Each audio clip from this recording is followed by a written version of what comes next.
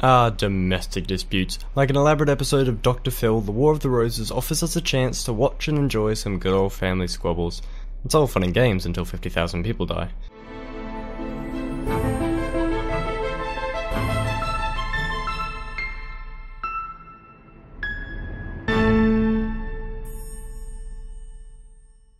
Hello and welcome to Feature History, featuring the War of the Roses, an epic century-long civil war that pitted brother against brother, father against son, and fifth cousin once removed against fifth cousin once removed, all for the grand prize of the English throne, because it was very, very comfortable. It brought dynasties to an end, impacted wars that would change history forever, ended the medieval era, and had two absolutely gorgeous flowers.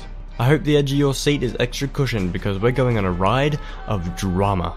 Our story begins in the late 14th century and carries to the 15th century. These 2 centuries were characterized in crisis. Famines, plagues, and the start of the adorably named Little Ice Age would bring Europe to its knees. With near-apocalyptic-like destruction at the hands of Mother Nature, war and revolt would become commonplace. Ever since William the Conqueror indulged in his namesake and conquered England in 1066, the ruling dynasties of France and England had been closely interlinked. It would typically lead to skirmish, but in 1337 the game would change. King Edward III of England believed he was the rightful heir to the throne of France, and when Philip IV challenged England's territorial claims, Edward responded by attempting to take the throne of France, beginning the 100 Years' War. Edward III's eldest son, Edward the Black Prince, was heir to the popular king and made good impressions with his success in the war against France. Those campaigns would take their toll though and kill the prince in 1376 by giving him a nasty case of the shits. Not too bad though, Edward III had 3 other living sons to take up the position of king: John, Duke of Lancaster, Edmund, Duke of York, and Thomas, Duke of Gloucester.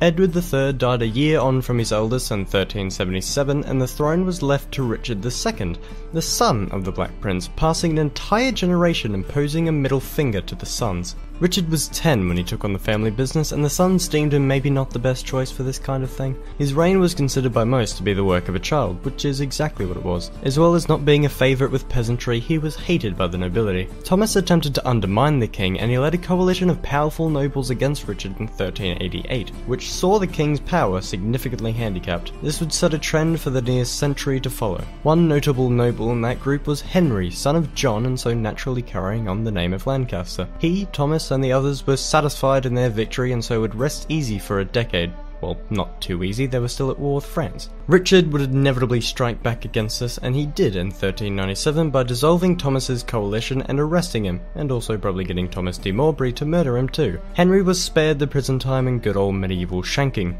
Despite mercy, Henry was not happy with this turn of events and came into conflict with Morbray, eventually challenging the man to a duel of honour. Morbray accepted, but Richard intervened, banishing them both and upsetting the nobility, fearing they were losing their rights to the interventionist king. Whilst Henry was banished, his father, John, passed away in 1399. Richard held John's holdings and titles, keeping them from Henry. Henry was sufficiently fed up with Richard. Given there was no HR to file a complaint to, he decided he'd instead amass an army and invade England while Richard was campaigning in Ireland, seizing control in his absence. Upon Richard's return, he took the glorious route of giving himself up and going to prison.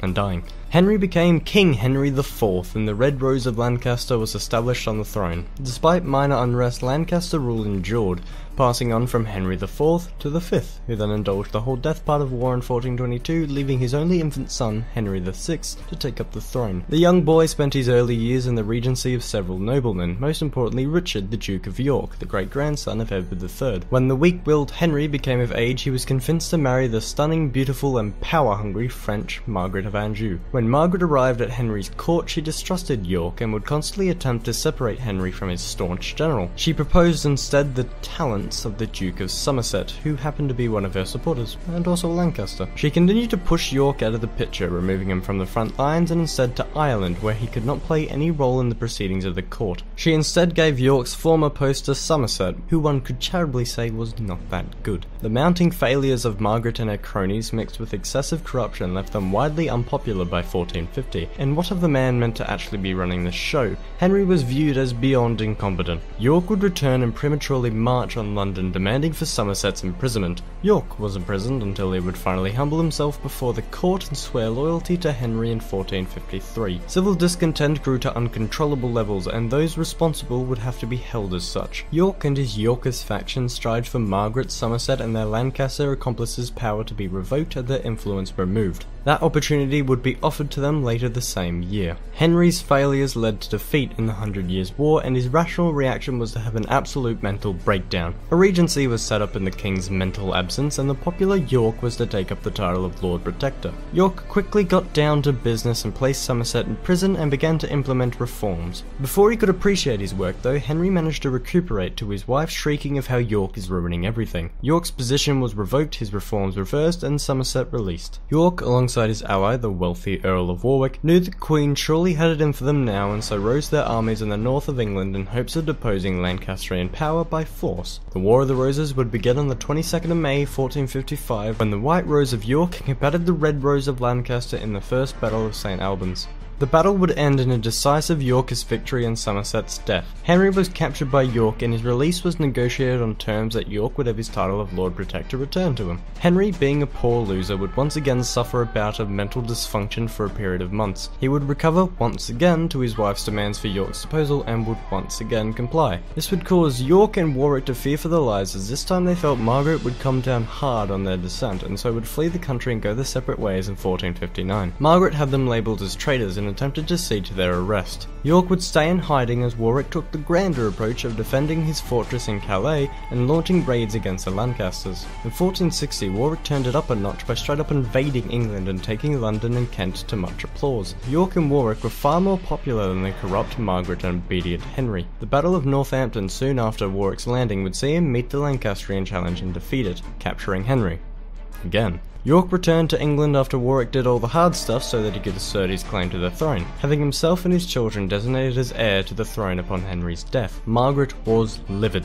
The only reason she came to this godforsaken island was for her beautiful child, Prince Edward, to become King Edward. She struck a deal with the King of Scotland for an army, and once she had that army, she raised hell across the counties of England. York and his second eldest Edmund met their end at the end of a pike, when attempting to face Margaret Scots in the Battle of Wakefield in late 1460. She continued her campaign southward, beating back Warwick in the Second Battle of St. Albans and discovering her husband sitting quietly beneath a tree. After retrieving the bargaining piece that was her husband, she retreated to the north to consolidate, leaving London without any king. The late York's eldest, Edward, would meet with Warwick and his surviving men and enter London. The Bishop of London would talk with the boy and then ask the people of London for their judgment. The crowds would shout back, "King Edward." As de facto king, Edward IV's goal was to remove Henry from power. He and Warwick would pursue Margaret's army and meet them outside York in the Battle of Towton on the 29th of March 1461. They fought a brutal battle accompanied by a blizzard and a dramatic narrative of revenge. In the end, 28,000 men lay dead and Edward stood the victor.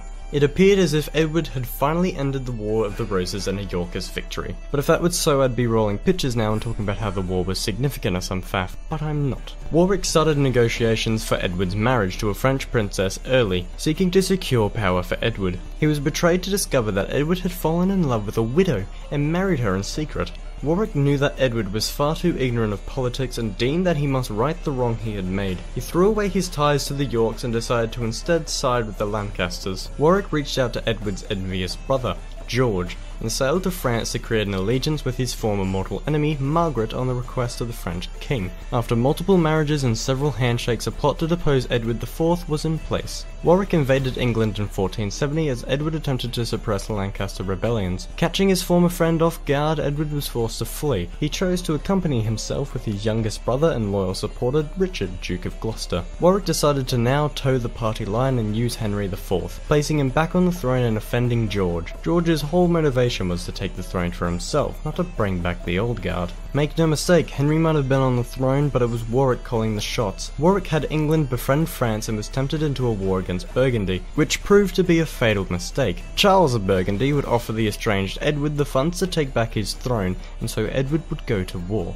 Edward invaded in 1471 and would meet his brother George, who would beg for forgiveness. Forgiveness he would be given. Edward then confronted Warwick's army in thick fog and, using the confusion to his advantage, defeated the outnumbering force in the Battle of Barnet and slaying Warwick. Margaret arrived on the Isle at the very same day only to hear of Warwick's demise. She decided to cast her lot and her men and confront Edward in the Battle of Tewkesbury. Edward proved the superior commander. Prince Edward, the cruel child, was killed and his mother taken captive by the Yorks. It was only by a ransom paid by the French king would she return home. The father would meet the same fate as the son.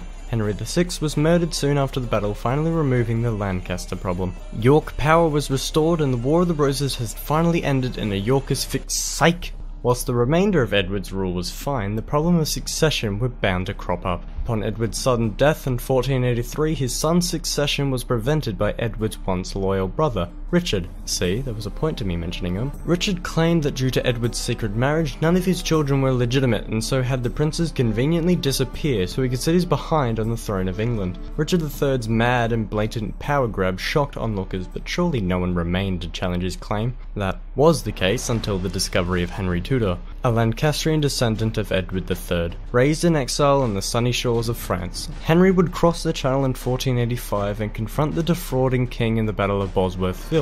Henry managed to defeat Richard's superior army and killed the man himself, leaving Henry the only one to claim the throne. To extend the olive branch, or to stop a bloody rebellion, probably the latter, he would marry the daughter of Edward IV, finally uniting the two roses to become the House of Tudor and bringing a little bit of peace to a tiny old island called Britain. With the end of the war also brought an end to the medieval era in England. The power shift caused by the Black Death in part had finally ceased and England became far more centralised under Henry VII. Henry's dynasty would pave the way for the English Reformation and the unification of England and Scotland under James I. Some say the significance of the War of the Roses is exaggerated and the war really meant very little in the grand scheme of it all, and to them I say...